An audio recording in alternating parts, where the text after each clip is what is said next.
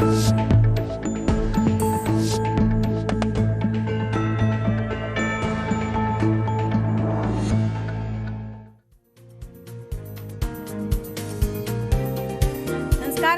പ്രേക്ഷകർക്കും നേരം വൈകുന്നേരത്തിലേക്ക് സ്വാഗതം. കേരള രാഷ്ട്രീയ ചരിത്രത്തിലെ തന്നെ നിർണായകമായിട്ടുള്ള ഒരു തെരഞ്ഞെടുപ്പാണ് പൂർത്തിയായത്. ആ തെരഞ്ഞെടുപ്പ് ഫലം ഒരുപാട് സന്ദേശങ്ങൾ നൽകുന്നതായിരുന്നു. ഒരു ഭാഗത്ത് സർക്കാർ രൂപീകരിക്കാനുള്ള ചർച്ചകൾ, ആര് മുഖ്യമന്ത്രിയാകണമെന്ന ചർച്ചകൾ നടക്കുമ്പോൾ, ഒരു ഭാഗത്ത് എങ്ങനെ ഈ പരാജയമുണ്ടായി എന്നതിന്റെ പരിശോധനകളാണ് നടക്കുന്നത്, അല്ലെങ്കിൽ അതിന് ന്യായീകരണം കണ്ടെത്താനുള്ള നീക്കങ്ങളൊക്കെയാണ് നടക്കുന്നത്. എന്തായാലും എല്ലാ പ്രേക്ഷകരും ആ വാർത്തകളൊക്കെ വളരെ ആകാംക്ഷയോടുകൂടി ഉറ്റുനോക്കുകയാണ് എന്നാണ് മനസ്സിലാക്കുന്നത്. എന്തായാലും നമുക്കതിലേക്ക് വിശദാംശങ്ങളിലേക്ക് കടക്കാം. ഒപ്പം തമിഴ്നാട്ടിൽ സർക്കാർ രൂപീകരണ നീക്കങ്ങൾ നടക്കുന്നു, ബംഗാളിൽ വലിയ നാടകീയ സംഭവങ്ങളൊക്കെ നടക്കുന്നു. അപ്പോൾ അതൊക്കെ തന്നെ വിശദമായി പരിശോധിക്കാം. എല്ലാ പ്രേക്ഷകർക്കും സ്വാഗതം.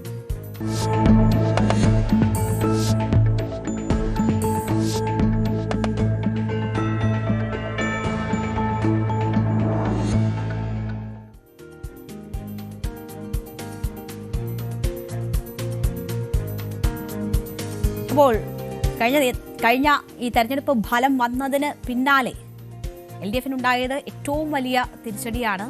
അപ്പോൾ എങ്ങനെ ഈ തിരിച്ചടി ഉണ്ടായി എന്നത് സംബന്ധിച്ചുള്ള ചർച്ചകൾ നടക്കുന്നുണ്ട് സമൂഹ മാധ്യമത്തിൽ. നമുക്കറിയാം, പലപ്പോഴും ഇത്തരം ചർച്ചകൾ നടക്കുമ്പോൾ അത് ഒരുപാട് തമാശകളൊക്കെ കൂട്ടിക്കലർത്തിക്കൊണ്ടുള്ള തരത്തിലുള്ള ചർച്ചകളായിരിക്കും. എന്തായാലും സന്ദേശം സിനിമയും എന്തുകൊണ്ട് തോറ്റു എന്ന അതിലെ ഡയലോഗുകളും ഒക്കെ ഇങ്ങനെ സമൂഹ മാധ്യമങ്ങളിലൊക്കെ പാറിപ്പറന്ന് നടക്കുന്ന സമയമാണ്. എന്തായാലും CPM സംസ്ഥാന സെക്രട്ടറി ഇന്ന് വാർത്താ സമ്മേളനം വിളിച്ചിരുന്നു. ഏതാണ്ട് 48 മണിക്കൂറിനിപ്പുറമാണ് ഒരു ഔദ്യോഗിക പ്രതികരണം ഈ വിഷയത്തിൽ ഉണ്ടാകുന്നത്.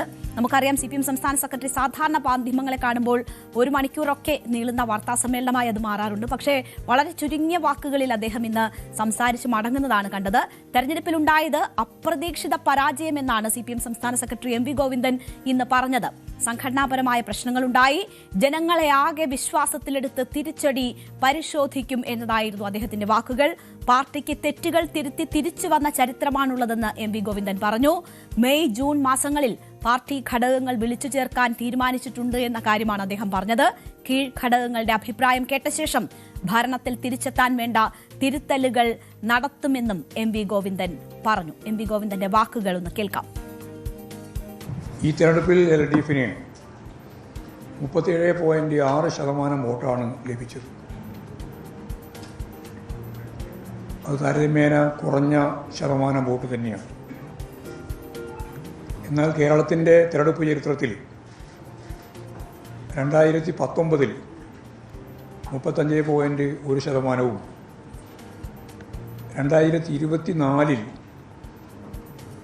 33.35% വോട്ടുകളാണ്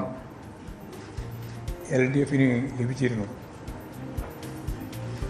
ആ സന്ദർഭത്തിലെല്ലാമുള്ള തിരിച്ചടിയിൽ നിന്ന് പാഠം പഠിക്കുകയും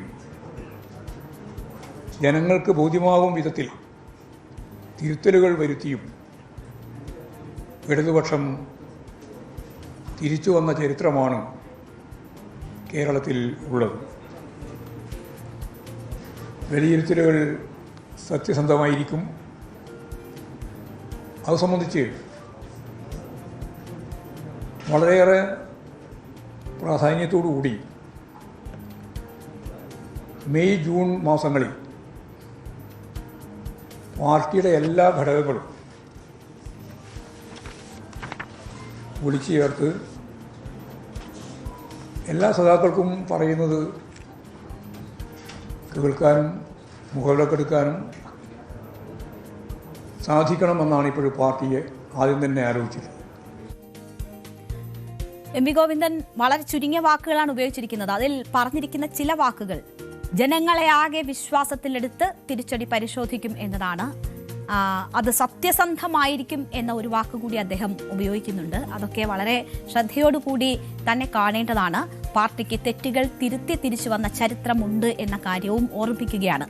എന്നാൽ മാധ്യമങ്ങൾ ഏതെങ്കിലും തരത്തിൽ ഈ തെരഞ്ഞെടുപ്പുമായി ബന്ധപ്പെട്ട് മാധ്യമങ്ങൾക്ക് ചോദിക്കാൻ ഓരോരുത്തർക്കും അറിയാൻ നിരവധി കാര്യങ്ങളുണ്ടായിരുന്നു. പക്ഷേ അത്തരം ചോദ്യങ്ങളോടൊന്നും പ്രതികരിക്കാൻ ഈ വാർത്താ സമ്മേളനത്തിൽ MV ഗോവിന്ദൻ തയ്യാറായില്ല എന്നതായിരുന്നു സാഹചര്യം. എന്നാൽ ഇതിനിടെ ഒരു വിവാദമാകുന്ന പ്രസ്താവനയും CPM സംസ്ഥാന സെക്രട്ടറിയുടെ ഭാഗത്തു നിന്നുണ്ടായി. തെരഞ്ഞെടുപ്പ് അവലോകന ചർച്ചകളിൽ സ്വതന്ത്രവും നിർഭയവുമായ അഭിപ്രായം പറയാൻ സഖാക്കൾക്ക് അവസരമൊരുക്കും എന്നതായിരുന്നു MV ഗോവിന്ദന്റെ ഒരു ശ്രദ്ധേയമായ പരാമർശം. അപ്പോൾ അങ്ങനെ പറയുമ്പോൾ അത് CPM-ൽ അതിന് ഇതുവരെ അവസരമുണ്ടായിരുന്നില്ല എന്നൊരു സൂചന കൂടി നൽകുന്നതാണ്. അപ്പോൾ എന്താണ് ആ വിഷയത്തിൽ MV ഗോവിന്ദൻ പറഞ്ഞതെന്ന് കൂടി കേൾക്കാം. പാർട്ടി സഖാക്കൾക്ക് നിർഭയമായും സ്വതന്ത്രമായും അവരുടെ ഘടകങ്ങളിൽ അഭിപ്രായങ്ങൾ പറയാൻ അവസരമൊരുക്കണം എന്നാണ് പാർട്ടി നേതൃത്വത്തിൻ്റെ അഭിപ്രായം. സംസ്ഥാന സെക്രട്ടേറിയറ്റ് അംഗങ്ങൾ പങ്കെടുത്തുകൊണ്ട് ജില്ലാ സെക്രട്ടേറിയറ്റും 2 ദിവസം നീണ്ടു നിൽക്കുന്ന ജില്ലാ കമ്മിറ്റികളും ചേരാൻ ഇപ്പോഴും തീരുമാനിച്ചിട്ടുണ്ട്. എല്ലാ ഏരിയ കമ്മിറ്റികളും, കേരളത്തിലെ മുഴുവൻ ഏരിയ കമ്മിറ്റികളും പാർട്ടി സംസ്ഥാന കമ്മിറ്റി അംഗങ്ങൾ പങ്കെടുത്തുകൊണ്ട് ഞാൻ ഈ പറഞ്ഞതുപോലെ തന്നെ ചേർന്ന് പരിശോധിക്കണം, അവരുടെ അഭിപ്രായങ്ങൾ കേൾക്കണം എന്നിപ്പോഴും തീരുമാനിച്ചിട്ടുണ്ട്. അപ്പോൾ ഇതാണ് ഇന്ന് വളരെ ചുരുങ്ങിയ വാക്കുകളിൽ CPM സംസ്ഥാന സെക്രട്ടറി ഈ തോൽവിയെക്കുറിച്ച് പ്രതികരിച്ചിരിക്കുന്നത്. ഈ വാർത്തയുടെ വിശദാംശങ്ങളുമായി നമുക്കൊപ്പം ഇപ്പോൾ VV അരുൺ ചേരുകയാണ്. അരുൺ, എല്ലാ തവണയും CPM സംസ്ഥാന സെക്രട്ടറി MV ഗോവിന്ദൻ നടത്തുന്ന വാർത്താ സമ്മേളനങ്ങളെക്കാൾ വളരെ വ്യക്തവും കൃത്യവുമായിരുന്നു ഇന്നത്തെ അദ്ദേഹത്തിന്റെ വാക്കുകൾ എന്നത് നമുക്ക് കാണാം. വളരെ കുറച്ച് കാര്യങ്ങൾ മാത്രമേ പറഞ്ഞുള്ളൂ. പക്ഷേ അതിൽ ഒരുപാട് അർത്ഥതലങ്ങൾ ഉള്ള ചില കാര്യങ്ങൾ കൂടി അദ്ദേഹം പറഞ്ഞു വെക്കുന്നുണ്ട്. ആദ്യം എന്താണ് ഈ തെരഞ്ഞെടുപ്പ് തോൽവിയെക്കുറിച്ച് പ്രാഥമികമായി പാർട്ടി നടത്തിയിരിക്കുന്ന വിലയിരുത്തൽ എന്നാണ് CPM സംസ്ഥാന സെക്രട്ടറി പറഞ്ഞത്? അതിനെക്കുറിച്ച് അതാണ് ഇനിയും അറിയേണ്ടത്. എന്താണ് തെരഞ്ഞെടുപ്പ് തോൽവിയുടെ കാരണമെന്ന് പാർട്ടി സംസ്ഥാന സെക്രട്ടേറിയറ്റ് ഇന്ന് രാവിലെ മുതൽ ചർച്ച ചെയ്തിട്ട് അതെന്താണെന്ന് പറയാൻ MV ഗോവിന്ദൻ തയ്യാറായില്ല. സെക്രട്ടേറിയറ്റ് അവസാനിച്ചിട്ടില്ല. അദ്ദേഹത്തിന്റെ വാർത്താ സമ്മേളനം അതിനിടയ്ക്ക് നടന്നതാണ്. 3 മണിക്ക് ഉച്ചഭക്ഷണത്തിന് ശേഷം സെക്രട്ടേറിയറ്റ് ആരംഭിച്ചു.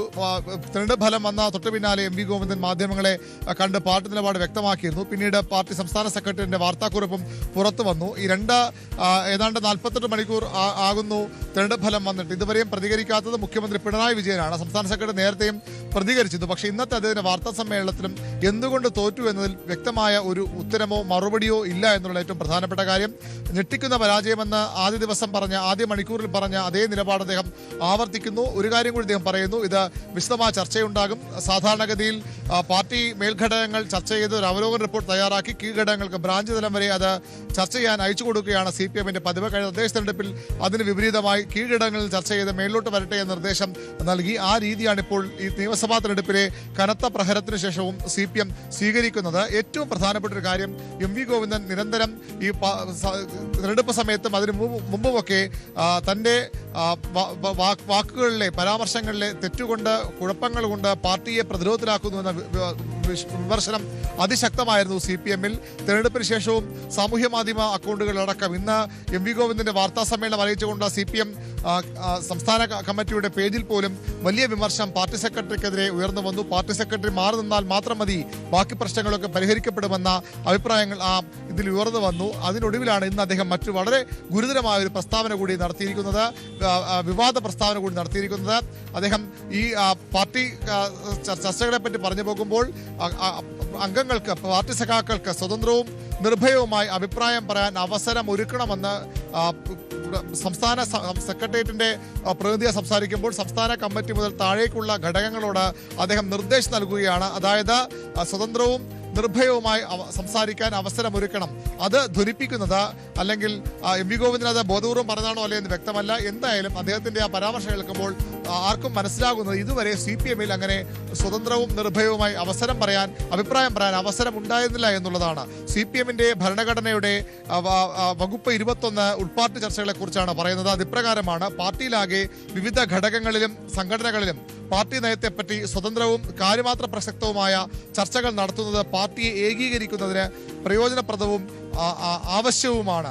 പാർട്ടി അംഗങ്ങളെ സംബന്ധിച്ചിടത്തോളം ഇത് ഉൾപാർട്ടി ജനാധിപത്യത്തിൽ നിന്ന് ഉത്ഭവിക്കുന്ന ഒഴിവാക്കാനാകാത്ത അവകാശമാണ്. പാർട്ടി ഭരണഘടന തന്നെ അങ്ങനെ പറയുമ്പോൾ അഭിപ്രായ സ്വാതന്ത്ര്യത്തിന് വില കൽപ്പിക്കുന്ന പാർട്ടി എന്ന ഓരോ സെക്കൻഡിലും നേതാക്കൾ പ്രസംഗിക്കുമ്പോൾ ഉൾപാർട്ടി ചർച്ചകളിൽ എന്തും പറയാം. അഭിപ്രായ സ്വാതന്ത്ര്യങ്ങൾ ആർക്കെതിരെയും സംസ്ഥാന സെക്രട്ടറിക്കെതിരെയോ അല്ലെങ്കിൽ ജനറൽ സെക്രട്ടറിക്കെതിരെ പോലും പറയേണ്ട കാര്യങ്ങൾ പാർട്ടി കമ്മിറ്റികളിൽ സഖാക്കൾക്ക് നിർഭയം പറയാമെന്ന് CPM നേരത്തെയും പറയുന്നതാണ്. പക്ഷേ ഇന്ന് MV ഗോവിന്ദന്റെ ഈ പരാമർശം കേൾക്കുമ്പോൾ ഇത്രയും നാൾ CPMൽ അതിന് കഴിഞ്ഞിരുന്നില്ലേ, അങ്ങനെയുള്ള അഭിപ്രായങ്ങളെങ്കിലും അങ്ങനെ കഴിഞ്ഞിരുന്ന അഭിപ്രായമെങ്കിലും സംസ്ഥാന സെക്രട്ടേറിയറ്റ് യോഗത്തിലേക്കാണ് അദ്ദേഹം വന്ന് ഈ വാർത്താ സമ്മേളനം നടത്തുന്നത്. അതിലെങ്കിലും അത്തരം നിർദ്ദേശങ്ങൾ, അത്തരം വിമർശനങ്ങൾ ആരും ഉന്നയിച്ചു എന്ന സംശയം ഉണ്ടാക്കുന്ന ഒരു പ്രസ്താവനയാണ് MV ഗോവിന്ദന്റെ ഭാഗത്ത് നിന്ന് ഉണ്ടായിരിക്കുന്നത്. തെരഞ്ഞെടുപ്പ് അവലോകന ചർച്ചകളിൽ സഖാക്കൾക്ക് സ്വതന്ത്രവും നിർഭയവുമായി അഭിപ്രായം പറയാൻ അവസരം ഒരുക്കണമെന്ന നിർദ്ദേശം സംസ്ഥാന സെക്രട്ടറി നൽകുമ്പോൾ ഇതുവരെ CPM എന്ന ഈ ജനാധിപത്യ സംഘടനയിൽ ഉണ്ടായിരുന്ന അത്തരമൊരു അവസരം ഉണ്ടായിരുന്ന ചോദ്യം കൂടിയാണ് ഉയർന്നു വരുന്നത്. രേണുക, തീർച്ചയായും അരുൺ, ഈ തെരഞ്ഞെടുപ്പ് കാലത്ത് ഏറ്റവും അധികം ഉയർന്നു കേട്ടത്, തെരഞ്ഞെടുപ്പിന് ശേഷവും ഉയർന്നു കേട്ടത്, ഈ മുഖ്യമന്ത്രി സ്ഥാനത്തെ ചൊല്ലി വരെയൊക്കെ ഉണ്ടാകുന്ന ഈ ചർച്ചകളിലൊക്കെ കോൺഗ്രസിന്റെ സഹയാത്രികരായാലും കോൺഗ്രസ് പ്രവർത്തകരായാലും അവരുടെ വക്താക്കളായാലും എല്ലാം പറയുന്നത് ഇത് ഞങ്ങളുടെ പാർട്ടിയിലെ ജനാധിപത്യത്തെ സൂചിപ്പിക്കുന്നു എന്നതാണ്. അപ്പോൾ അതുമായി കോർത്ത് നോക്കുകയാണ് എങ്കിൽ ഭരണഘടന, പാർട്ടിയുടെ ഭരണഘടന തന്നെ ഉറപ്പു നൽകുന്ന അവകാശം ഇതുവരെ പാർട്ടിയുടെ താഴെത്തട്ടിൽ ആർക്കും ലഭിച്ചിരുന്നില്ല എന്നതിന്റെ സൂചനകൾ പാർട്ടി സംസ്ഥാന സെക്രട്ടറി തന്നെ നൽകുകയാണ്. വരും ദിവസങ്ങളിൽ ഏറ്റവും കൂടുതൽ ചർച്ചയാകാൻ പോകുന്ന ഒരു കാര്യമായി ഒരുപക്ഷെ ഈ പരാമർശങ്ങൾ മാറാനും പോവുകയാണ്. അരുൺ, ഇന്ന് CPMന്റെ സഹയാത്രികനായിരുന്ന CPMന്റെ സ്വതന്ത്ര സ്ഥാനാർത്ഥിയായി മത്സരരംഗത്തുണ്ടായിരുന്ന സെബാസ്റ്റ്യൻ പോൾ ഈ തെരഞ്ഞെടുപ്പ് പരാജയത്തിന്റെ ഉത്തരവാദി എന്നത് പിണറായി വിജയനാണെന്ന് വളരെ കൃത്യമായി പറഞ്ഞിട്ടുണ്ട്. ഇന്ന് CPM സംസ്ഥാന സെക്രട്ടറിയുടെ വാർത്താ സമ്മേളനം ഒഫീഷ്യലായി പറഞ്ഞുകൊണ്ടിട്ട ആ സമൂഹ മാധ്യമ പേജിന് താഴെ വന്നിട്ടുള്ള കമന്റുകൾ അത് വലിയ രീതിയിൽ എന്താണ് ഈ തോൽവിയുടെ കാരണങ്ങൾ എന്നത് വ്യക്തമാക്കുന്നതാണ്. അധിക്ഷേപകരമായിട്ടുള്ള കമന്റുകളൊക്കെയുണ്ട്. അപ്പോൾ അതിൽ പ്രതിസ്ഥാനത്ത് നിൽക്കുന്ന വ്യക്തിയും ആണ് സംസ്ഥാന സെക്രട്ടറി. അപ്പോൾ ഇങ്ങനെയായ നിരവധിയായിട്ടുള്ള കാര്യങ്ങളുണ്ട്. ഈ പരാജയത്തിന് ഉത്തരവാദി മുഖ്യമന്ത്രി എന്ന് പറയുന്നു. മുഖ്യമന്ത്രി ഇതുവരെ സംസാരിച്ചിട്ടില്ല, ഒരു വരി പ്രതികരണം പോലും അദ്ദേഹത്തിന്റെ ഭാഗത്തു നിന്നും ഉണ്ടായിട്ടില്ല. അപ്പോൾ നിരവധിയായ ചോദ്യങ്ങൾ ചോദിക്കാനുണ്ടായിരുന്നു മാധ്യമങ്ങളെ സംബന്ധിച്ച് സംസ്ഥാന സെക്രട്ടറിയോട്. എന്തുകൊണ്ട് ഈ വാർത്താ സമ്മേളനം ഇങ്ങനെ ചുരുങ്ങിയ വാക്കുകളിൽ നിന്നു? എന്തുകൊണ്ട് ചോദ്യങ്ങൾക്ക് മറുപടി ഉണ്ടായില്ല?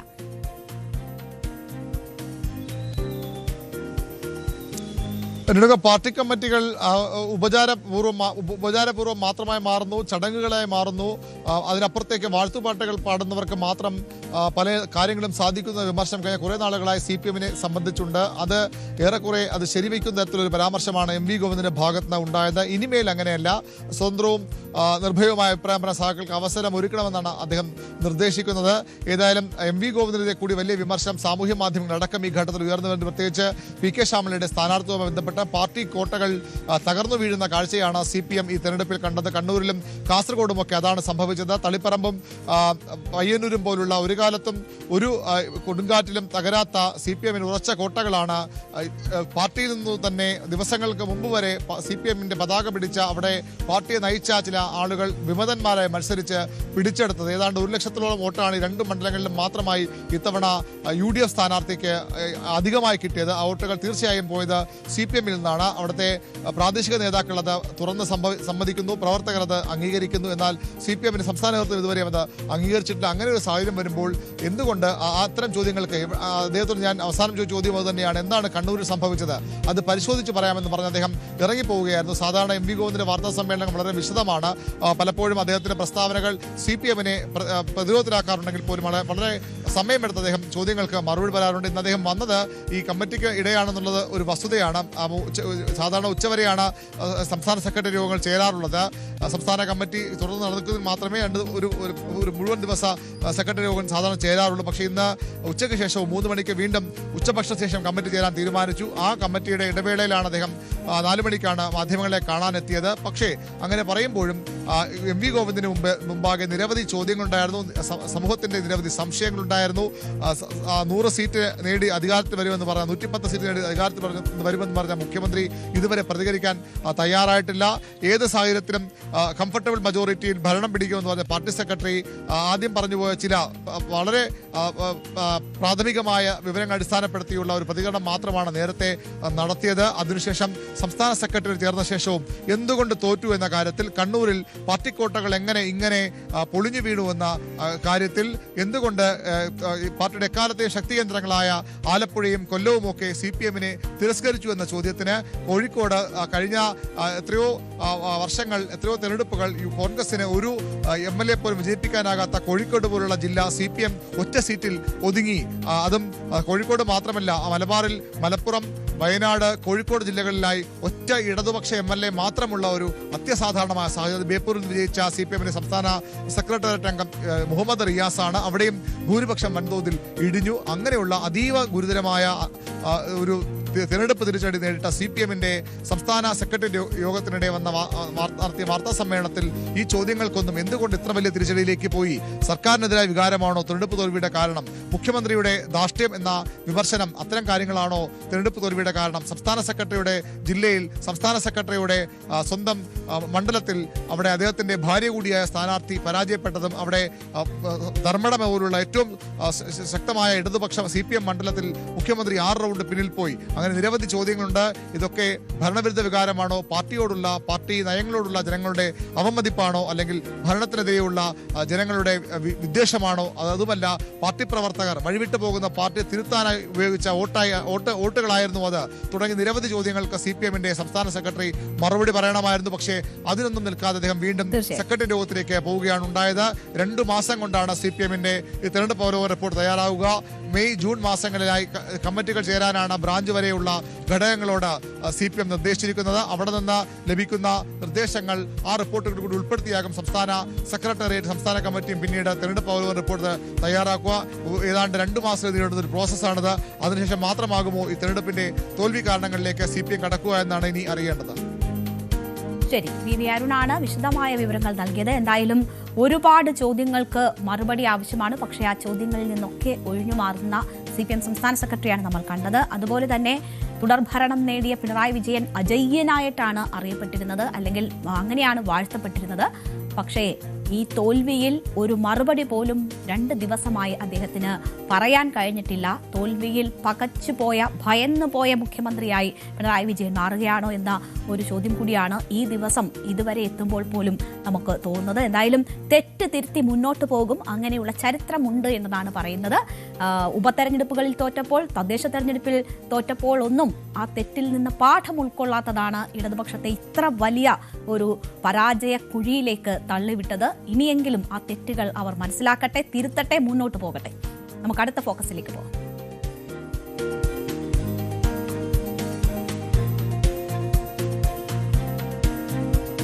കോൺഗ്രസിന്റെ മുഖ്യമന്ത്രിയെ തെരഞ്ഞെടുക്കുന്നതിന് മുന്നോടിയായി കേന്ദ്ര നിരീക്ഷകർ ഇന്ന് രാത്രി തലസ്ഥാനത്തെത്തും എന്നതാണ് നമ്മൾ പ്രതീക്ഷിക്കുന്നത്. നാളെ നിയമസഭാ കക്ഷി യോഗം ചേരുന്നതിന് മുൻപ് 63 കോൺഗ്രസ് MLA-മാരുടെ അഭിപ്രായങ്ങൾ നേരിട്ട് നിരീക്ഷകർ ചോദിച്ചറിയും എന്ന് മനസ്സിലാക്കുന്നു.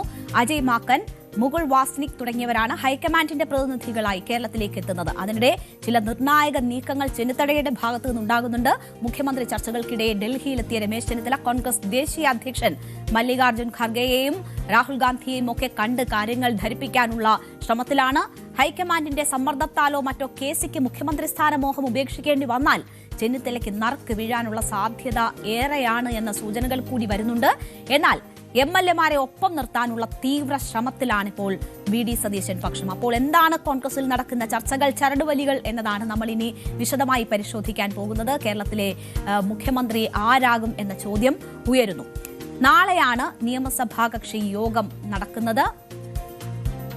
ആ യോഗം ചേരാനിരിക്കെ കോൺഗ്രസിൽ മുഖ്യമന്ത്രി സ്ഥാനം ഉറപ്പിക്കാനുള്ള ചരടുവലികളാണ് സജീവമായിട്ടുള്ളത്. AICC നിരീക്ഷകരായ അജയ് മാക്കനും മുകുൾ വാസ്നിക്കും ഉടൻ കേരളത്തിലേക്ക് എത്തും. MLA-മാരുടെ അഭിപ്രായം ഹൈക്കമാൻഡിനെ അവർ അറിയിക്കും. മല്ലികാർജ്ജുൻ ഖർഗെയും രാഹുൽ ഗാന്ധിയും ഇന്ന് മുതിർന്ന നേതാക്കളുമായി സംസാരിക്കും എന്ന സൂചനകൾ കൂടി വരുന്നുണ്ട്. നേതാക്കളുടെ അഭിപ്രായം നേരിട്ട് കേൾക്കാനാണ് ഇരുവരുടെയും തീരുമാനം എന്നതാണ് മനസ്സിലാകുന്നത്. ആവശ്യമെങ്കിൽ ഘടകകക്ഷികളുടെ താൽപര്യം കൂടി അറിയാനുള്ള ശ്രമം ഉണ്ടാകുമെന്ന് പറയുന്നു. അതിന് രാഹുൽ ഗാന്ധി തന്നെ ഘടകകക്ഷി നേതാക്കളുമായി നേരിട്ട് സംസാരിക്കാനുള്ള സാധ്യതയുണ്ട് എന്ന റിപ്പോർട്ടുകളാണ് വരുന്നത്. അതേസമയം KC വേണുഗോപാലിന്റെ പേരും AICC നിരീക്ഷകർ MLA-മാരോട് ചർച്ച ചെയ്യും എന്ന സൂചനകൾ കൂടി വരുന്നുണ്ട്. ആ രീതിയിലുള്ള ധാരണകൾ ഉണ്ടായിട്ടുണ്ട് എന്നതാണ് മനസ്സിലാകുന്നത്. നമുക്കറിയാം, ഇന്നലെ മല്ലികാർജ്ജുൻ ഖർഗെയുടെ വസതിയിൽ KC വേണുഗോപാലും രാഹുൽ ഗാന്ധിയും ഖർഗെയുമായുള്ള ആദ്യവട്ട കൂടിക്കാഴ്ചകൾ നടന്നിരുന്നു. എന്തായാലും KC യെക്കുറിച്ചുള്ള അഭിപ്രായങ്ങൾ കൂടി ആരായും എന്നതാണ് മനസ്സിലാകുന്നത്. ഹൈക്കമാൻഡിന്റെയും MLA-മാരുടെയും പിന്തുണ നേടിയെടുക്കാനുള്ള തീവ്ര ശ്രമത്തിലാണ് ഈ ഘട്ടത്തിൽ KC വേണുഗോപാലും VD സതീശനും രമേശ് ചെന്നിത്തലയും എന്നതാണ് മനസ്സിലാകുന്നത്. എന്താണ് VD സതീശന്റെ നീക്കങ്ങളെന്ന് നോക്കിയാൽ MLA-മാരുടെ പിന്തുണയിൽ പിന്നിൽ പോയാലും പ്രവർത്തകർക്കിടയിലെ അനുകൂല വികാരം തനിക്ക് ഗുണമാകുമെന്ന ആത്മവിശ്വാസമാണ് VD സതീശനൊപ്പമുള്ളവർ പങ്കുവെക്കുന്നത്. നമുക്കറിയാം, ഇന്നലെയാണ് VD സതീശൻ എറണാകുളത്ത് എത്തിയത്. എറണാകുളത്ത് എത്തിയ VD സതീശന് സ്റ്റേഷനിൽ ലഭിച്ച സ്വീകരണം നമ്മൾ കണ്ടതാണ്, ആ ദൃശ്യങ്ങൾ കണ്ടതാണ്. അവിടെ കേരളത്തിന്റെ മുഖ്യമന്ത്രി എന്ന് ആർത്ത് വിളിച്ചുകൊണ്ടുവരുന്ന പ്രവർത്തകരെ കണ്ടതാണ്. അപ്പോൾ അങ്ങനെ നിരവധി ഉദാഹരണങ്ങൾ കാണിക്കാനുണ്ട് VD സതീശനെ സംബന്ധിച്ച്. ജനങ്ങളുടെ വികാരം തനിക്കൊപ്പമാണെന്നതാണ് VD സതീശന്റെ ഏറ്റവും വലിയ അസറ്റ് ഇപ്പോൾ എന്ന് നമുക്ക് മനസ്സിലാകും. എന്തായാലും KC വേണുഗോപാലിനും രമേശ് ചെന്നിത്തലയ്ക്കും ഒപ്പം നിൽക്കുന്ന MLA-മാരെ സ്വന്തം പക്ഷത്തെത്തിക്കാനുള്ള നീക്കം കൂടി VD സതീശൻ ക്യാമ്പ് നടത്തുന്നുണ്ട് എന്നതാണ് ഇപ്പോൾ വരുന്ന വിവരം. MLA-മാരും നിരീക്ഷകരും തമ്മിലുള്ള കൂടിക്കാഴ്ചയിൽ നിന്ന് സംസ്ഥാനത്തിന്റെ ചുമതലയുള്ള ജനറൽ സെക്രട്ടറി ദീപാദാസ് മുൻഷിയെ ഒഴിവാക്കണമെന്നൊരാവശ്യം സതീശൻ ക്യാമ്പ് ഹൈക്കമാൻഡിന് മുന്നിൽ വെച്ചിട്ടുണ്ട് എന്ന റിപ്പോർട്ടുകളുണ്ട്. നിരീക്ഷകരെത്തും മുൻപ് കൂടുതൽ MLA-മാരെ ഒപ്പം നിർത്താനുള്ള ഒരു ശ്രമമാണ് VD സതീശൻ പക്ഷം നടത്തിക്കൊണ്ടിരിക്കുന്നത്. KC വേണുഗോപാലിനും രമേശിനും ഒപ്പം നിൽക്കുന്ന MLA-മാരിൽ ചിലരെങ്കിലും സ്വന്തം പക്ഷത്തേക്ക് കൊണ്ടുവരാൻ ആകും എന്ന പ്രതീക്ഷയാണ് ഇവർക്കുള്ളത്. നിരീക്ഷകർക്ക് മുന്നിൽ KC വേണുഗോപാലിന്റെയോ രമേശിന്റെയോ പേര് പറഞ്ഞാലും രണ്ടാമത്തെ ചോയ്സ് എന്ന നിലയിലെങ്കിലും VD സതീശന്റെ പേരും പറയിപ്പിക്കാനാകുമോ എന്നുള്ള ഒരു ശ്രമമാണ് നടക്കുന്നത്. അതിനുള്ള ശ്രമം VD സതീശൻ പക്ഷം ഊർജിതമാക്കിയിട്ടുണ്ട് എന്ന റിപ്പോർട്ടുകൾ വരുന്നു. നിരീക്ഷകരുമായുള്ള കൂടിക്കാഴ്ചയിൽ ദീപാദാസ് മുൻഷിയുടെ സാന്നിധ്യമുണ്ടായാൽ MLA-മാർ സ്വാധീനിക്കപ്പെടുമെന്ന വാദമാണ് VD സതീശൻ പക്ഷം ഉയർത്തുന്നത്.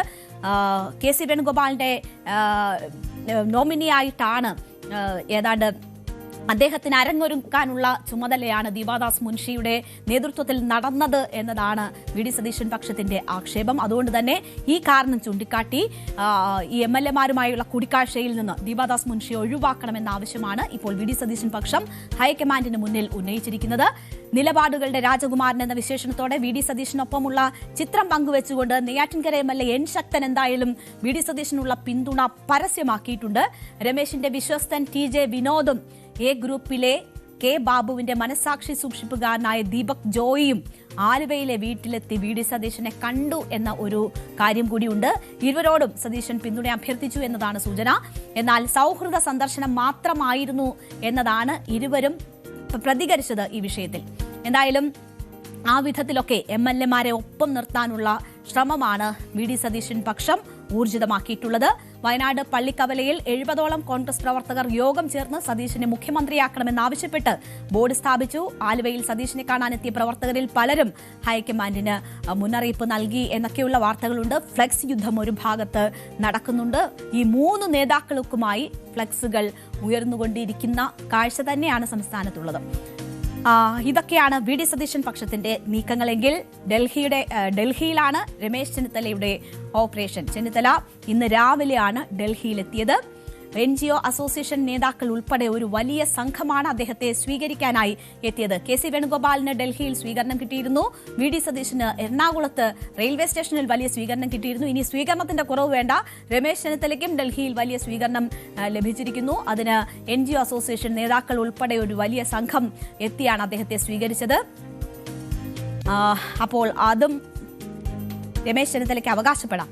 AICC നിരീക്ഷകർ തിരുവനന്തപുരത്ത് വരാനിരിക്കെയാണ് രമേശ് ചെന്നിത്തലയുടെ തന്ത്രപരമായ ഡൽഹിയിലേക്കുള്ള യാത്ര. മഹാരാഷ്ട്രയുടെ ചർച്ചകൾക്കായിട്ടാണ് പോകുന്നതെന്നതാണ് രമേശ് ചെന്നിത്തലയുടെ ഓഫീസ് ഔദ്യോഗികമായി അറിയിച്ചിരിക്കുന്നത്. ഈ യാത്ര നേരത്തെ തീരുമാനിച്ചതാണ് എന്നൊക്കെ വിശദീകരണമുണ്ട്. പക്ഷേ അതല്ല, പാർട്ടിയിലെ സീനിയോറിറ്റിയും ഭരണപരിചയവും സാമുദായിക പിന്തുണയും തനിക്കുണ്ട് എന്നതാണ് രമേശ് ചെന്നിത്തലയുടെ അവകാശവാദം. അത് ഹൈക്കമാൻഡിനെ ധരിപ്പിക്കുക എന്നതാണ് ഈ യാത്രയുടെ ലക്ഷ്യം എന്നതാണ് മനസ്സിലാക്കുന്നത്.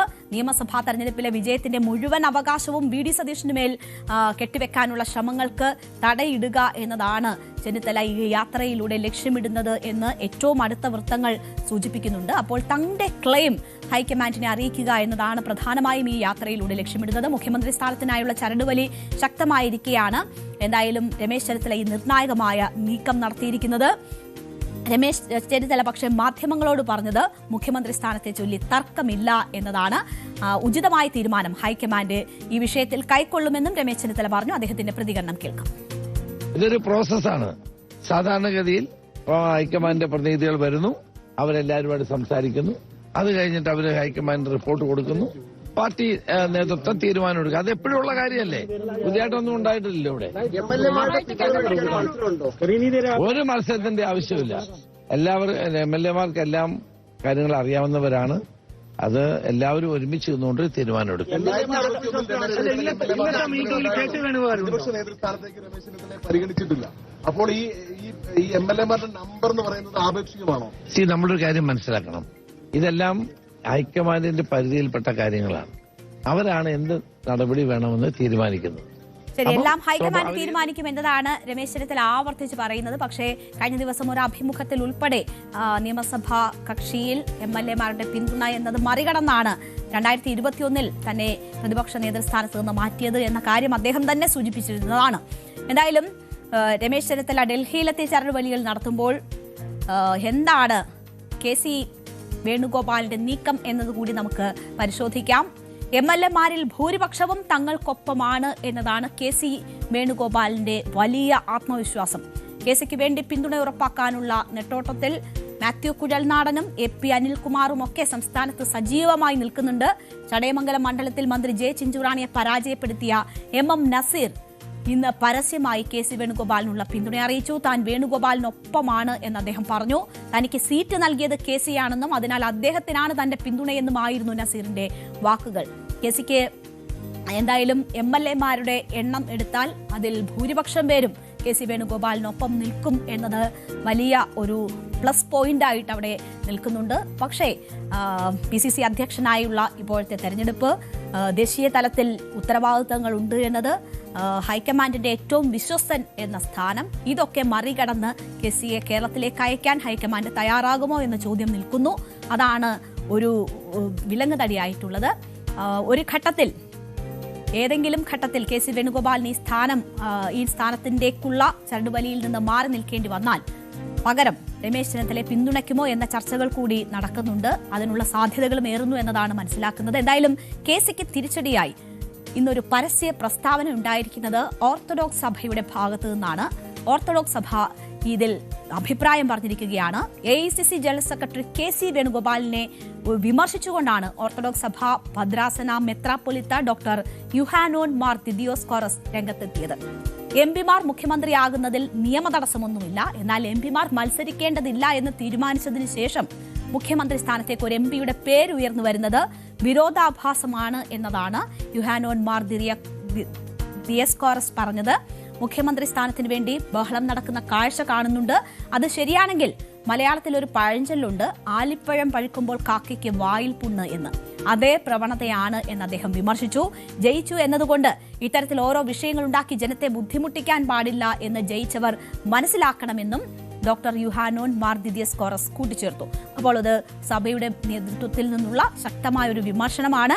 അതിൽ പറയുന്നത് മത്സരിക്കാതെ, MP-മാരെ ആരെയും മത്സരിപ്പിക്കാതിരുന്നിട്ട് ഫലം വന്നതിന് ശേഷം വരുന്നത് വിരോധാഭാസം എന്നതാണ്. എന്തായാലും UDF-ന്റെ ഉജ്ജ്വല വിജയത്തിന് പിന്നാലെ ഈ കോൺഗ്രസിലെ മുഖ്യമന്ത്രി ചർച്ചയിൽ പരോക്ഷ അഭിപ്രായ പ്രകടനവുമായി സമുദായ നേതാക്കൾ കൂടി രംഗത്ത് വരുന്നത് ഇന്ന് നമ്മൾ കണ്ടു. SNDP യോഗം ജനറൽ സെക്രട്ടറി വെള്ളാപ്പള്ളി നടേശനും NSS general secretary G Sukumaran നായരുമാണ് രംഗത്ത് വന്നിട്ടുള്ളത്. രമേശ് ചെന്നിത്തലയ്ക്കും KC വേണുഗോപാലിനുമാണ് പിന്തുണയെന്ന് സൂചിപ്പിക്കുന്നതായിരുന്നു ഇരുവരുടെയും വാക്കുകൾ. ആ രണ്ട് നേതാക്കളും VD സതീശനെ പരോക്ഷമായി തള്ളിക്കളയുകയും ചെയ്യുന്നുണ്ട്. തെരഞ്ഞെടുപ്പിന് മുൻപ് VD സതീശനെതിരെ അതിരൂക്ഷ വിമർശനം ഉന്നയിച്ച രണ്ടുപേരാണ് NSS ജനറൽ സെക്രട്ടറിയും SNDP യോഗം ജനറൽ സെക്രട്ടറിയും. അപ്പോൾ ഇരുവരും ഇപ്പോൾ അതിൽ മലക്കം മറിയുന്നത് കൂടി കാണുകയാണ് കേരളം. മുഖ്യമന്ത്രി സ്ഥാനത്തേക്ക് ചെന്നിത്തലയെ പിന്തുണച്ച് രാവിലെ ആദ്യം വന്നത് G സുകുമാരൻ നായരാണ്. ചെന്നിത്തല യോഗ്യനാണ്, എന്നാൽ താക്കോൽ സ്ഥാനം പോലെയുള്ള പ്രസ്താവനകൾ ഉണ്ടാകില്ല എന്നതാണ് G സുകുമാരൻ നായർ പറഞ്ഞത്. ചിലരുടെ മിടുക്ക് കൊണ്ടാണ് വിജയമെന്ന് അവകാശപ്പെടുന്നുണ്ടെന്നും VD സതീശനെ കുത്തി സുകുമാരൻ നായർ പറഞ്ഞു. അദ്ദേഹത്തിന്റെ വാക്കുകൾ കേൾക്കാം. അർഹതയുള്ള ആളുകളെ കോൺഗ്രസ് നേതൃത്വം തീരുമാനിക്കുന്ന ഒരു കീഴ്വഴക്കമാണ് ഇതുവരെ ഉണ്ടായിട്ടുള്ളത്. അത് നടക്കണമെന്ന് ഞങ്ങൾ ആഗ്രഹിക്കുന്നു. ഈ പ്രതിപക്ഷത്തെ നയിച്ചത് വി ഡി സതീശനാണ്. വി ഡി സതീശൻ തന്നെ വരട്ടെ എന്ന തരത്തിൽ പലതരത്തിലുള്ള അഭിപ്രായങ്ങളൊക്കെ എന്നൊന്നും എനിക്ക് അഭിപ്രായമില്ല. അദ്ദേഹത്തിനേക്കാൾ സീനിയറായിട്ടുള്ള ആളുകൾ അതിനകത്തുണ്ടായിരുന്നു, അദ്ദേഹത്തിന് അതിൻ്റെ കൂട്ടത്തിലുണ്ടായിരുന്നു എന്നുള്ളത്. NSSന്റെ മനസ്സ് രമേശ് ചെന്നിത്തലയ്ക്കൊപ്പമാണോ? അങ്ങനെയാണോ വായിച്ചെടുക്കേണ്ടത്? ആർക്ക്? NSSന്റെ എൻ്റെയോ? ആ, അത് ഞാൻ നേരത്തെ പറഞ്ഞല്ലോ, ആരെ വേണേ അവർ തിരഞ്ഞെടുത്തോട്ടെ, പക്ഷെ അർഹത നോക്കി വേണം തിരഞ്ഞെടുക്കാൻ. മുമ്പ് പറഞ്ഞ അധിക്ഷേപങ്ങളൊക്കെ വിഴുങ്ങി വി ഡി സതീശൻ പ്രഗത്ഭനായ പ്രതിപക്ഷ നേതാവെന്ന് പറയുകയായിരുന്നു വെള്ളാപ്പള്ളി. ഇന്ന് മുഖ്യമന്ത്രിയാവേണ്ടത് ചെന്നിത്തലയാണെന്നും വെള്ളാപ്പള്ളി പറഞ്ഞു വെച്ചു. സതീശൻ നല്ല പ്രതിപക്ഷ നേതാവായിരുന്നു. പ്രതിപക്ഷ നേതാവെന്ന നിലയിൽ അദ്ദേഹം 5 കൊല്ലം വിരലിച്ചുകൊണ്ട് നിന്നുകൊണ്ട് പ്രഗത്ഭമായ രീതിയിൽ പ്രതിപക്ഷ നേതാവെന്നുള്ള ആ പ്രവൃത്തി അദ്ദേഹം ചെയ്തു എന്നുള്ളത് നേരെ തന്നെയാണ്. രമേശ് ചെന്നിത്തല അദ്ദേഹം ഏറ്റവും കൂടുതൽ പ്രായം കൂടിയ ആള്, ഏറെ നാൾ പ്രവർത്തന പാരമ്പര്യം പരിചയമുള്ള ആള്, മെയ്വഴക്കമുള്ള ആള്, എല്ലാവരെയും യോജിപ്പിച്ച് കൊണ്ടുപോകാനുള്ള നയവും നയജാതിരയുള്ള ഒരു നേതാവ് രമേശ് ചെന്നിത്തല. നേരത്തെ ഇവരുടെ രണ്ടുപേരുടെ അഭിപ്രായം എന്തായിരുന്നു എന്നത് കൂടി ഒന്ന് കേൾക്കണം. പിണറായി വിജയനെ പുകഴ്ത്തിയും വി ഡി സതീശനെ അധിക്ഷേപിച്ചും തെരഞ്ഞെടുപ്പിന് മുൻപ് വെള്ളാപ്പള്ളി നടേശനും ജി സുകുമാരൻ നായരും പറഞ്ഞ വാക്കുകൾ കൂടി കേൾക്കാം. ഒരുപാട് പ്രതിപക്ഷ നേതാക്കന്മാർ കേരളത്തിൽ ഞാൻ കണ്ടവനാണ്. എനിക്ക് ഇത്രയും പ്രായത്തിലുണ്ട്, ഇത്രയും ദാർഢ്യമായിട്ടും അഹങ്കാരമായിട്ടും പെരുമാറുന്ന ഒരു പ്രതിപക്ഷ നേതാവ് ഞാൻ കണ്ടില്ല. മാത്രമല്ല അദ്ദേഹം എപ്പോഴും ഒരു വിരോധം മനസ്സിലാക്കിയിരിക്കുന്നു. മതസാമുദായിക നേതാക്കന്മാരുടെ തിണ്ണ നിരക്കുന്ന സമ്പ്രദായം ഇല്ല. ഇത് പറയുന്നത് 24 മണിക്കൂർ പോലും കഴിയാതെ അതിനു മുമ്പാണ് പറയുന്നത്. 1.5 മണിക്കൂർ നേരം അവിടെ വന്ന് എൻ്റെ അടുത്ത് കാവലിരുന്ന് ഇലക്ഷൻ ജയിപ്പിക്കണം എന്ന് പറഞ്ഞ് ആവശ്യപ്പെട്ടിട്ട് അവിടെ ഇരുന്നുകൊണ്ട് ഞാൻ ഇദ്ദേഹത്തിനെ ഫോൺ ചെയ്തിട്ട് ഇദ്ദേഹത്തിനോട് ഞാൻ പറഞ്ഞു, എല്ലാ വീട്ടിലും പോകണം കേട്ടോ, ഒന്നുമില്ലേ അയാളുടെ ഭാവിക്ക് വേണ്ടിയെങ്കിലും തിരുത്തണം, അല്ലെങ്കിൽ അയാൾ രക്ഷപ്പെടത്തില്ല, ഞാനാ പറയുന്നത്. UDF-ന് 98 സീറ്റ് കിട്ടിയാൽ SNDP യോഗം ജനറൽ സെക്രട്ടറി സ്ഥാനം രാജിവെക്കുമെന്ന് വെള്ളാപ്പള്ളി നടേശൻ നേരത്തെ പറഞ്ഞതും ഇപ്പോൾ അതിനോട് ആ ചോദ്യം അദ്ദേഹത്തോട് ചോദിക്കുമ്പോഴുള്ള പ്രതികരണം കൂടി കേൾക്കാം. ോടുകൂടി കോൺഗ്രസ് അധികാരത്തിൽ വരുമെന്നാണ് അദ്ദേഹം ഇന്നലെ പ്രഖ്യാപിച്ചത്. പക്ഷെ അത് വരുമെങ്കിൽ അന്ന് കാക്ക മരന്ന് പറഞ്ഞാലേ നിങ്ങളൊന്ന് ആലോചിച്ച് നോക്കുക. കോൺഗ്രസ് 100, ഞാൻ ചോദിക്കട്ടെ, ഞാൻ എന്നിട്ട് വെല്ലുവിളിക്കുകയാണ്, ആ 100 2 കുറച്ചോ 98 കിട്ടുമെങ്കിൽ കിട്ടിയില്ല എങ്കിൽ വി ഡി സതീശൻ ഇന്ന് അദ്ദേഹത്തിൻ്റെ പദവി രാജിവെച്ച് രാഷ്ട്രീയ വനവാസത്തിൽ പോകാവോ? ഞാനാണെങ്കിൽ SNDP ജനറൽ സെക്രട്ടറി സ്ഥാനം രാജിവെക്കാൻ തയ്യാറാണ്. ഈ വെല്ലുവിളി സ്വീകരിക്കാൻ ഈ സതീശൻ തയ്യാറാണോ? ഇങ്ങനെ ഉണ്ടയില്ലാത്ത വെടി ഏതാണ്ട് അദ്ദേഹമാണ് എല്ലാം സൃഷ്ടിക്കുന്നത് എന്ന് പറയുന്നത്. 100 സീറ്റ് അടുത്ത തെരഞ്ഞെടുപ്പിൽ നേടും എന്ന് പറഞ്ഞ് അദ്ദേഹം മുഖ്യമന്ത്രി ചമയാൻ തയ്യാറായി നിൽക്കുകയാണ്. UDF-ന് 100 സീറ്റ് കിട്ടിയാൽ അന്ന് SNDP ജനറൽ സെക്രട്ടറി രാജിവെക്കുമെന്ന് പറഞ്ഞിട്ടുണ്ട്.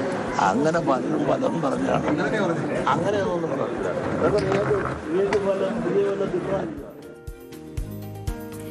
പറഞ്ഞത് മാറ്റി പറയാൻ പറ്റുന്നവർക്ക് എല്ലാം പറയാൻ പറ്റും.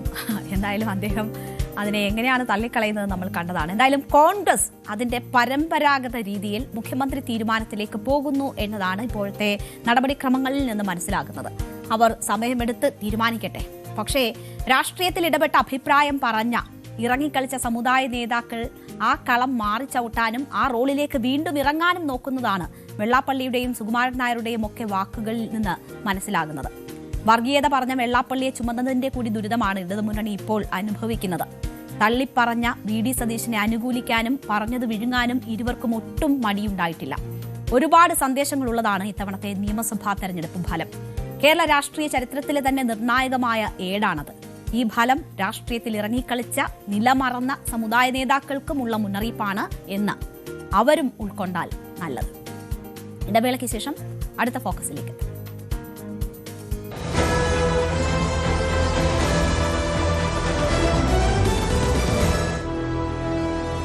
പത്ത് വർഷത്തിന് ശേഷം RSP നടത്തിയിരിക്കുന്ന ഒരു തിരിച്ചുവരവ് വാക്കുകൾ കൊണ്ട് പ്രകടിപ്പിക്കാൻ ഒക്കുന്ന ഒരു വികാരമല്ല എൻ്റെ മനസ്സിലുള്ളത്. ഞാൻ പരാജയപ്പെട്ട് വീട്ടിലോട്ട് വന്നപ്പോൾ ഒരു ചാനലിൽ പറയുന്നത് അങ്ങനെ അച്ഛനോടും തോറ്റും മോനോടും തോറ്റ വ്യക്തി എന്നുള്ള എങ്ങനെയാണ് ഈ 10 വർഷം പാർട്ടി മുന്നോട്ട് പോകുന്നത്? ഭയങ്കര പ്രതിസന്ധികളും കടമ്പകൾ കടക്കാൻ ഏറെ ബുദ്ധിമുട്ടുള്ളതുമായിരുന്നു. എന്താണ് മനസ്സിൽ ഇപ്പോൾ അങ്ങനെ പ്രത്യേകിച്ച് ഒരു വകുപ്പിന് വേണ്ടി RSP ആവശ്യപ്പെടുവോ? എന്താണ് രാഷ്ട്രീയത്തിൽ പരിചയസമ്പത്ത് ഒരു പ്രധാന ഘടകമാണ് എന്നുള്ളതിൽ ഒരു തർക്കമില്ല. ഈ തെരഞ്ഞെടുപ്പ് കഴിഞ്ഞൊന്ന് സുഹിത്തിന് ഫേസ്ബുക്ക് പോസ്റ്റ് വന്നത് തെരഞ്ഞെടുപ്പ് രാഷ്ട്രീയം അവസാനിപ്പിക്കുകയാണ് എന്നാണ്. അദ്ദേഹത്തെ CPM ബലിയാടാക്കുകയല്ലായിരുന്നു. ഹലോ ടൂണായിട്ട് കേൾക്കുന്നത് തിരികെ ഞാൻ വരുമെന്ന വാർത്ത കേൾക്കാൻ ഗ്രാമം കുതിക്കാറുണ്ട് എന്നുള്ള പാട്ടാണ്. ശബരിമല ജനങ്ങൾ എന്നെ കൈവിടത്തില്ലെന്ന് എനിക്ക് ഉത്തമ വിശ്വാസമുണ്ട്. കാരണം അതൊരു കേവല രാഷ്ട്രീയ ബന്ധം മാത്രമല്ല.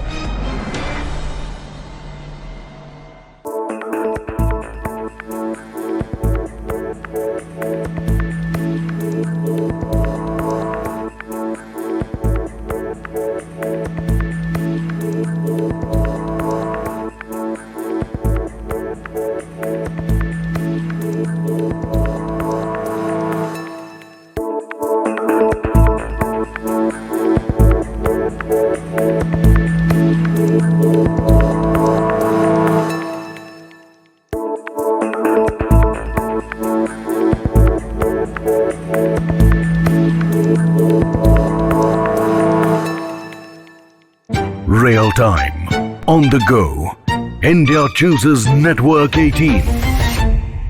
Commanding a whopping 80% of social audience, we don't just define the category, we are the category. And when news breaks, India logs into Network 18 every single time. Network 18.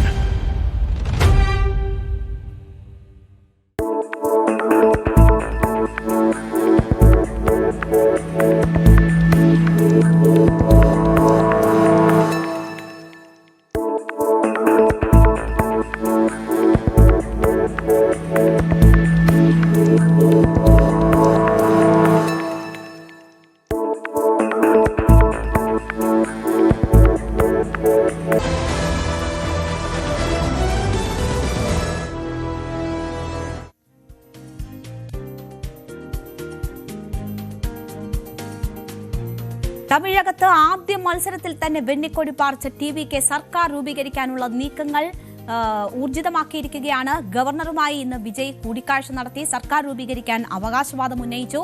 നേരത്തെ ഗവർണർക്ക് കത്തും നൽകിയിരുന്നു. 2 ആഴ്ചയ്ക്കുള്ളിൽ ഫ്ലോറിൽ പാർട്ടി ഭൂരിപക്ഷം തെളിയിക്കും എന്നതാണ് TVK വ്യക്തമാക്കിയത്. കോൺഗ്രസുമായും മറ്റ് ചെറുകക്ഷികളുമായി ചേർന്ന് സർക്കാർ രൂപീകരിക്കാനുള്ള നീക്കമാണ് വിജയ് നടത്തിയിരുന്നത്. എന്നാൽ ഈ നീക്കത്തിന് വലിയ തിരിച്ചടി നേരിടുന്നു ആദ്യഘട്ടത്തിൽ തന്നെ എന്ന വിവരങ്ങളാണ് ഏറ്റവും ഒടുവിൽ പുറത്തുവരുന്നത്. വിജയുടെ സർക്കാർ രൂപീകരിക്കാനുള്ള അവകാശവാദത്തെ ഗവർണർ രാജേന്ദ്ര വിശ്വനാഥ് ആർലേക്കർ തള്ളിക്കളഞ്ഞിരിക്കുന്നു എന്ന വാർത്തയാണ് ഏറ്റവും ഒടുവിൽ വരുന്നത്. വിജയ്ക്ക് ഭൂരിപക്ഷം ഇല്ല എന്ന് ഗവർണർ അറിയിച്ചിരിക്കുന്നു. കോൺഗ്രസ് പിന്തുണയോടെ ആണെങ്കിൽ പോലും TVKക്ക് 112 അംഗങ്ങളുടെ പിന്തുണയായിരിക്കും ഉണ്ടാവുക. ഇനിയും 6 അംഗങ്ങളുടെ പിന്തുണയാണ് വേണ്ടത്. അപ്പോൾ ഭൂരിപക്ഷം തെളിയിച്ചാൽ മാത്രം അംഗീകരിക്കാം എന്ന ഒരു നിലപാട് ഗവർണർ ഇപ്പോൾ സ്വീകരിച്ചിരിക്കുന്നു എന്നത് മനസ്സിലാകുന്നു. അങ്ങനെയാണെങ്കിൽ വിജയെ സംബന്ധിച്ച് അത് അല്പം ആശങ്കയുണ്ടാക്കുന്ന കാര്യമാണ്. കോൺഗ്രസിന്റെ 5 പേരാണ് ജയിച്ചിട്ടുള്ളത്. അപ്പോൾ 107 ഇപ്പോൾ TVKക്കുള്ള അംഗസംഖ്യ. അതിൽ 5 കോൺഗ്രസിൻ്റേത്, ഒപ്പം തന്നെ ചെറുകക്ഷികളുടെ CPMന്റെ 2, CPIയുടെ 2, മറ്റ് ചെറുകക്ഷികളുടെ 2 എന്നിങ്ങനെ നേടിക്കൊണ്ട് കേവല ഭൂരിപക്ഷം എത്താം എന്നതായിരുന്നു ഇപ്പോഴത്തെ സാഹചര്യങ്ങൾ. എന്നാൽ VCK, CPM, CPI എന്നിവയുടെ പിന്തുണ ഉറപ്പാക്കാനായില്ലേ? അതുമായി ബന്ധപ്പെട്ട് ഗവർണർക്ക് നൽകിയ നിർദ്ദേശം ഗവർണർ എന്തുകൊണ്ട് തള്ളുന്നു എന്നതൊക്കെ അറിയേണ്ടതുണ്ട്. നമുക്കൊപ്പം ഇപ്പോൾ ഞങ്ങളുടെ പ്രതിനിധി അജയ് സുധാ ബിജു ചേരുകയാണ്. അജയ്, സാധാരണ തെരഞ്ഞെടുപ്പ് കഴിഞ്ഞാൽ ഏറ്റവും വലിയ ഒറ്റകക്ഷിയെ ഗവർണർ തന്നെ സർക്കാർ രൂപീകരിക്കാൻ ശ്രമിക്കുകയും പിന്നീട് ഫ്ലോറിൽ ഭൂരിപക്ഷം തെളിയിക്കാൻ അവരെ അനുവദിക്കുകയുമാണ് ചെയ്യാറുള്ളത്. ഇപ്പോൾ ഗവർണറെ നേരിട്ട് കണ്ട ഏറ്റവും വലിയ ഒറ്റകക്ഷിയായ TVK അവകാശവാദം ഉന്നയിച്ചതിന് ശേഷം ഗവർണർ എന്തുകൊണ്ടാണ് അത് തള്ളുന്നത്? എന്താണ് അതിന് കാരണം പറഞ്ഞിരിക്കുന്നത്? രേണുക, തെരഞ്ഞെടുപ്പ് ഫലം വന്ന് ഒരു ദിവസം പിന്നിട്ടിട്ടും വിജയെ, അതായത് ഏറ്റവും കൂടുതൽ സീറ്റുകളുള്ള ഒറ്റകക്ഷിയായിട്ടുള്ള വിജയുടെ പാർട്ടിയായിട്ടുള്ള TVK സർക്കാർ രൂപീകരണത്തിനായി ഗവർണർ ക്ഷണിച്ചിരുന്നില്ല. ഇപ്പോൾ തമിഴ്നാടിന്റെ ചുമതലയുള്ളതും കേരള ഗവർണറായിട്ടുള്ള രാജേന്ദ്ര വിശ്വനാഥ് ആർലേക്കറിനാണ്. ഇപ്പോൾ 2 ദിവസം, ഇപ്പോൾ അത് കഴിഞ്ഞ് ഒരു ദിവസം പിന്നിട്ടിട്ടും ഈ TVKക്ക് ഒരു സർക്കാർ രൂപീകരണവുമായി ബന്ധപ്പെട്ട് ക്ഷണിച്ചുകൊണ്ട് ഗവർണർ കത്ത് നൽകിയില്ല. അതിന് പിന്നാലെയാണ് ഇന്ന് വിജയ് ചെന്നൈയിലെത്തി ഗവർണറെ സന്ദർശിച്ചുകൊണ്ട് തങ്ങൾക്ക് ഏറ്റവും വലിയ ഒറ്റകക്ഷിയാണ്, അതുകൊണ്ട് സർക്കാർ രൂപീകരിക്കാനുള്ള അവകാശവാദം ഉന്നയിച്ചുകൊണ്ട് ഗവർണർക്ക് കത്ത് നൽകുകയും ചെയ്തത്. ഈ കത്ത് ഗവർണർ സ്വീകരിച്ചിട്ടുണ്ട്. ഈ കത്ത് സ്വീകരിച്ചതിന് ശേഷമാണ് TVKക്ക് ഈ സർക്കാർ രൂപീകരിക്കാനുള്ള ഭൂരിപക്ഷമില്ല എന്ന് വിജയെ ഗവർണർ തീരുമാനം അറിയിച്ചിട്ടുള്ളത്. അതായത് കോൺഗ്രസ് പിന്തുണ ഉണ്ടെങ്കിൽ കൂടി വിജയുടെ പാർട്ടിക്ക് നിലവിലുള്ള ഭൂരിപക്ഷം എന്ന് പറയുന്നത് 112 സീറ്റുകളാണ്. ഇതിൽ 108 സീറ്റുകളിൽ TVK വിജയിച്ചിട്ടുണ്ട്. 5 സീറ്റുകളിൽ കോൺഗ്രസ് വിജയിച്ച ആ ഒരു പിന്തുണയും കൂടി ആകുമ്പോൾ 113 എണ്ണം വരും. ഇതിൽ 2 മണ്ഡലങ്ങളിൽ വിജയ് തന്നെ ജയിച്ച സീറ്റാണ്. അതിലൊന്ന് മാറ്റി നിർത്തുമ്പോൾ 112 സീറ്റുകളാണ് വരിക. അപ്പോൾ ഇനി 6 സീറ്റുകൾ കൂടി TVKക്ക് കണ്ടെത്തേണ്ടതുണ്ട്. അപ്പോൾ അത് ആ ഒരു സീറ്റുകളുടെ എണ്ണം കൂടി തികച്ച് 2 ആഴ്ചയ്ക്കുള്ളിൽ തന്നെ നിയമസഭയിൽ ഭൂരിപക്ഷം തെളിയിക്കാമെന്ന് പറഞ്ഞുകൊണ്ട് TVK ഇതിനോടകം തന്നെ ഗവർണർക്ക് കത്ത് നൽകിയിരുന്നതാണ്. എന്നാൽ ഈ ഭൂരിപക്ഷം ആദ്യം തെളിയിക്കണം, ഭൂരിപക്ഷം തെളിയിച്ചാൽ മാത്രം സത്യപ്രതിജ്ഞ ചെയ്യാം എന്നാണ് ഗവർണർ നിലവിൽ വിജയെ അറിയിച്ചിരുന്നത്. ഇപ്പോൾ എന്തായാലും നേരത്തെ നാളെ സത്യപ്രതിജ്ഞ ചെയ്യാം എന്നൊരു കണക്കുകൂട്ടലിലാണ് വിജയ് നേരത്തെ തന്നെ ഇപ്പോൾ ഗവർണർക്ക് കത്ത് നൽകുകയും അതുപോലെ കോൺഗ്രസിനെ ഉൾപ്പെടെ TVK പാളയത്തിൽ എത്തിച്ചുകൊണ്ട് ആ പിന്തുണ ഉറപ്പിച്ച് ആ സർക്കാർ രൂപീകരണത്തിന്റെ മറ്റ് നടപടിക്രമങ്ങളുമായി മുന്നോട്ട് പോയിരുന്നത്. എന്നാൽ ഗവർണറുടെ ഈ നിലപാട് അത് TVK സംബന്ധിച്ച് വലിയൊരു തിരിച്ചടിയായിരിക്കുകയാണ്. എന്തായാലും ഇത് ഗവർണറുടെ ഒരു മറ്റു ചില സാധ്യതകൾ കൂടി, വലിയ നാടകീയ നീക്കങ്ങളൊക്കെ തമിഴ്നാട്ടിൽ നടക്കുന്നുണ്ട് എന്നത് മനസ്സിലാകുന്നു. AADMKയിലെ ചില അംഗങ്ങൾക്ക് TVKയുമായി ചേരണമെന്ന ആഗ്രഹമുണ്ട്. AADMKയുടെ BJP ബന്ധം മാത്രമാണ് TVK അതിൽ നിന്ന് പിന്തിരിപ്പിക്കുന്ന ഘടകം. എന്തുകൊണ്ടാണ് ഈ CPM, CPI, VCK പക്ഷങ്ങളുടെ പിന്തുണ കൂടി ഉറപ്പിച്ചുകൊണ്ട് ഗവർണറെ സമീപിക്കാൻ TVKക്ക് കഴിയാതെ പോയ സാഹചര്യം എന്താണ്? അതിൽ ആശയക്കുഴപ്പങ്ങൾ നിൽക്കുന്നുണ്ടോ? IUML എന്തായാലും പിന്തുണയ്ക്കുന്നില്ല എന്നൊരു നിലപാട് ഇതിനോടകം സ്വീകരിച്ചിട്ടുണ്ട്. അപ്പോൾ അതിന്റെ സാധ്യതകൾ എന്താണ്? അതോ AADMKയുമായി ബന്ധപ്പെട്ടുള്ള ചർച്ചകൾ ഇനിയും നടക്കുമോ? നേരത്തെ ഈ TVKയുടെ ഒരു നേതാവ് AADMK നേതാക്കളുമായി കൂടിക്കാഴ്ച നടത്തി എന്നതൊക്കെ വാർത്തകളായി വന്നിട്ടുണ്ടായിരുന്നു. രേണുക, നിലവിലെ സാഹചര്യത്തിൽ TVK ഔദ്യോഗികമായി തന്നെ പറഞ്ഞിട്ടുള്ളത് AADMKയുമായി യാതൊരുവിധ സഖ്യത്തിനുമില്ല എന്നാണ്. അതായത് തമിഴ്നാട്ടിലെ തെരഞ്ഞെടുപ്പ് ഫലം DMKക്കും AADMKക്കും എതിരാണ്. അതുകൊണ്ട് തന്നെ AADMKയുമായി ഒരു തെരഞ്ഞെടുപ്പ് സഖ്യത്തിനില്ല എന്ന് TVK ഔദ്യോഗികമായി അറിയിച്ചിട്ടുണ്ട്. ഇപ്പോൾ അവർ നിലവിൽ പിന്തുണ തേടാൻ ശ്രമിക്കുന്നത് ഇടത് പാർട്ടികളുടേതാണ്. ഇടത് പാർട്ടികളായിട്ടുള്ള CPIയും CPMും 2 സീറ്റുകൾ വീതമാണ് വിജയിച്ചിട്ടുള്ളത്. ഇപ്പോൾ 2 സീറ്റിൽ വിജയിച്ചിട്ടുള്ള ലീഗിന്റെ പിന്തുണ തേടാൻ TVK ശ്രമിച്ചെങ്കിലും അവർ അത് തള്ളിക്കളയുകയായിരുന്നു. പിന്നീട് ഒരു സീറ്റിനായിട്ട് പിന്തുണ തേടുന്നത് വിടുതലൈ ചിരുതൈകൾ കക്ഷിക്കാണ്, അതായത് VCKക്ക്. അവർക്കും 2 സീറ്റുകളിൽ അവർ വിജയിച്ചിട്ടുണ്ട്. അപ്പോൾ അവരുടെ പിന്തുണ കൂടി നിലവിൽ തേടുന്നുണ്ട്. ഇപ്പോൾ ഇടത് പാർട്ടികൾ 2 ദിവസത്തിനകം തീരുമാനം അറിയിക്കാം എന്നാണ് വിജയോട് സാധ്യതകളൊക്കെ അവിടെ നിലനിൽക്കുന്നുണ്ട്. എന്തായാലും CPMന്റെ 2, CPIയുടെ 2, VCKയുടെ 2 ആണെങ്കിൽ തൽക്കാലം കേവല ഭൂരിപക്ഷം നേടാൻ കഴിയും. അതുമായി ബന്ധപ്പെട്ടുള്ള വലിയ രീതിയിലുള്ള ചർച്ചകൾ നടക്കേണ്ടിയിരിക്കുന്നു. ഒരുപക്ഷെ വിലപേശലുകളൊക്കെ ഉണ്ടാകും ഇതുമായി ബന്ധപ്പെട്ട്. അപ്പോൾ ആ സാഹചര്യങ്ങൾ മറികടന്ന് വിജയ്ക്ക് തന്നെ സർക്കാർ രൂപീകരിക്കാനുള്ള സാധ്യതയാണ് എന്തായാലും ഏറ്റവും കൂടുതൽ അവിടെ നിലനിൽക്കുന്നത്. ആ അവകാശവാദം ഉന്നയിക്കാനാണ് വിജയ് ഇന്ന് എന്തായാലും ഗവർണറുമായി കൂടിക്കാഴ്ച നടത്തിയത്. നമുക്ക് അടുത്ത ഫോക്കസിലേക്ക് പോകാം.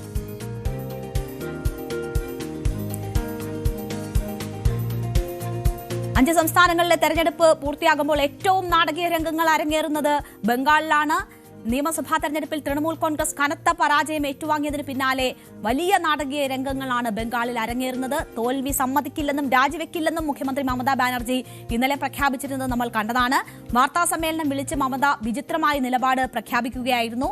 രാജിയില്ലെന്ന നിലപാടിൽ ഉറച്ചു നിൽക്കുകയാണ് ഇപ്പോഴും മമതാ ബാനർജി 24 മണിക്കൂർ പിന്നിട്ടിട്ടും. ഇതോടെ മമതയെ പുറത്താക്കാനുള്ള നിയമവഴികൾ പരിശോധിക്കുകയാണ് കേന്ദ്ര സർക്കാർ. നിലവിലെ സർക്കാരിന്റെ കാലാവധി മെയ് 6 അവസാനിക്കുമ്പോൾ മമത പറയുന്നത് പോലെ രാജിവെക്കാതെ തുടരാൻ സാധിക്കുമോ?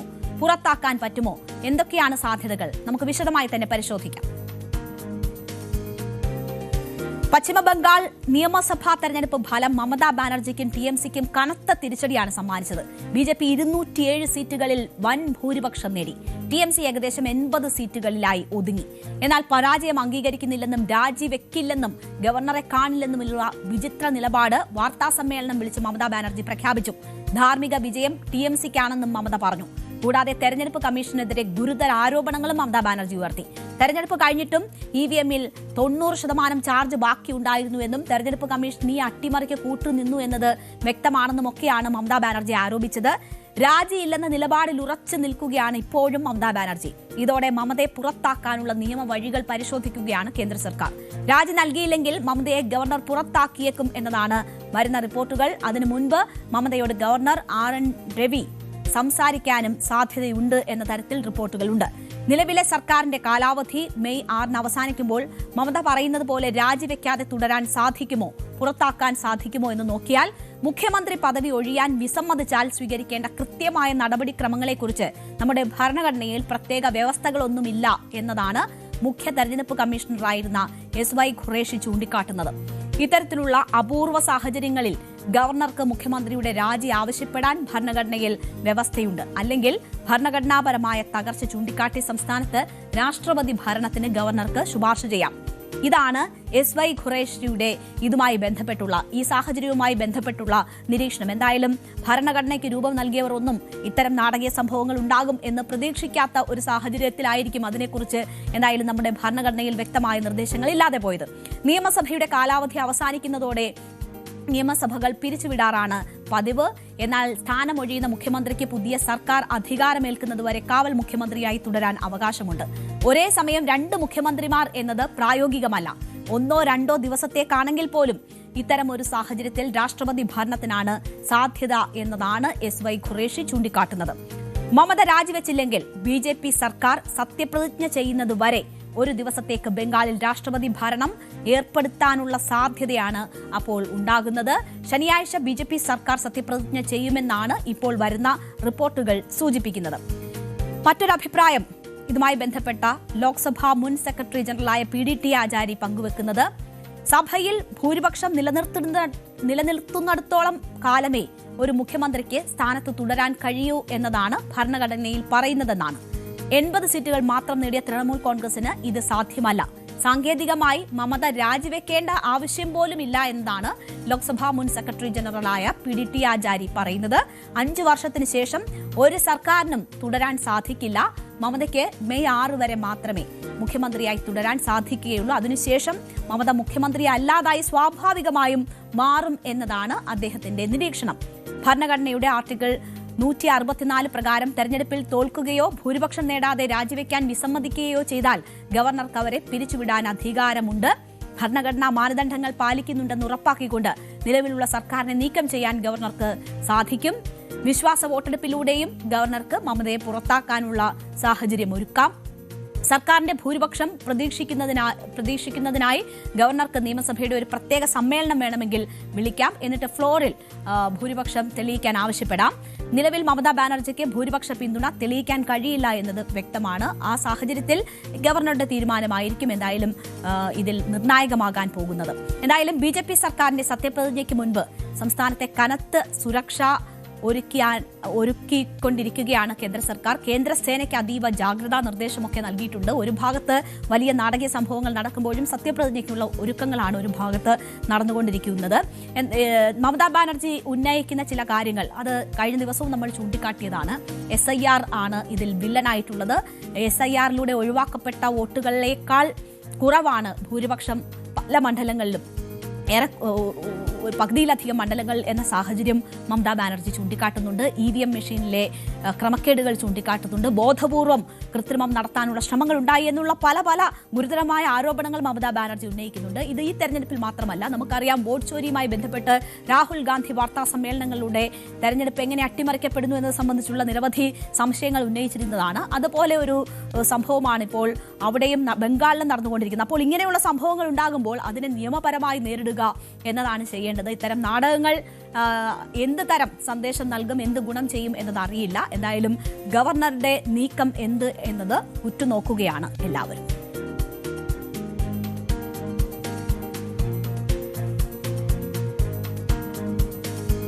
ഇറാനെതിരെ അമേരിക്കയും ഇസ്രയേലും സംയുക്ത ആക്രമണം നടത്തിയിട്ട് ഇന്ന് 68ാം ദിവസമാണ്. ലോകത്തെ ആകെ പിടിച്ചുലച്ച ഈ ദിവസങ്ങൾ കടന്നുപോയത്. ഹോർമുസിൽ ഇറാൻ പിടിമുറുക്കിയതോടെ പ്രകൃതിവാതകത്തിന്റെയും ഇന്ധനത്തിന്റെയും ക്ഷാമം രൂക്ഷമായി. ഹോർമുസിൽ സൈനിക നടപടിയിലേക്ക് അമേരിക്ക കടക്കാൻ തുടങ്ങിയതോടെ ഇറാൻ ഇന്നലെ ഗൾഫ് മേഖലയിലേക്ക് ആക്രമണം നടത്തി മുന്നറിയിപ്പ് നൽകി. യുദ്ധം കൂടുതൽ കടുക്കുമോ എന്ന ആശങ്ക ഇത് ഉയർത്തിയെങ്കിലും ആശ്വാസകരമായ കാര്യങ്ങളാണ് ഇന്ന് കേൾക്കുന്നത്. ഇറാനെതിരായി തുടങ്ങിയ യുദ്ധം എപ്പിക് ഫ്യൂറി അവസാനിപ്പിച്ചുവെന്ന് US state secretary Marco Rubio ഇന്ന് വ്യക്തമാക്കി. സമാധാന ചർച്ചകളിൽ പുരോഗതിയുണ്ടെന്ന് ട്രംപും പറയുന്നു. എന്താണ് ഒറ്റ രാത്രി കൊണ്ട് സംഭവിച്ചത് എന്നത് നമുക്ക് വിശദമായി നോക്കാം. നിലപാട് കടുപ്പിച്ചും അയഞ്ഞുമുള്ള യുദ്ധതന്ത്രമാണ് ഇറാന്റെ കാര്യത്തിൽ ട്രംപ് പിന്തുടർന്നു വന്നിട്ടുള്ളത്. ഈ ദിവസങ്ങളിലെല്ലാം അന്ത്യശാസനം നൽകുന്നതിന് പിന്നാലെ വെടിനിർത്തൽ പ്രഖ്യാപിച്ചും പിന്നീട് നിലപാട് കടുപ്പിച്ചും ഭീഷണിപ്പെടുത്തിയും ഒക്കെയാണ് ഇത്രയും ദിവസം കടന്നുപോയത്. ഹോർമുസ് തുറക്കാത്തത് വലിയ പ്രതിസന്ധി സൃഷ്ടിച്ചപ്പോഴാണ് ട്രംപ് ഓപ്പറേഷൻ പ്രോജക്ട് ഫ്രീഡം പ്രഖ്യാപിച്ചത്. എന്താണ് ഓപ്പറേഷൻ പ്രോജക്ട് ഫ്രീഡം? ഹോർമുസ് കടലിടുക്കിൽ കുടുങ്ങിക്കിടക്കുന്ന കപ്പലുകളെ മോചിപ്പിക്കാനുള്ള നടപടിയായിരുന്നു അത്. സൈനിക അകമ്പടിയോടെ കപ്പലുകളെ മോചിപ്പിക്കാനായിരുന്നു ഇതിലൂടെ ട്രംപ് ലക്ഷ്യമിട്ടത്.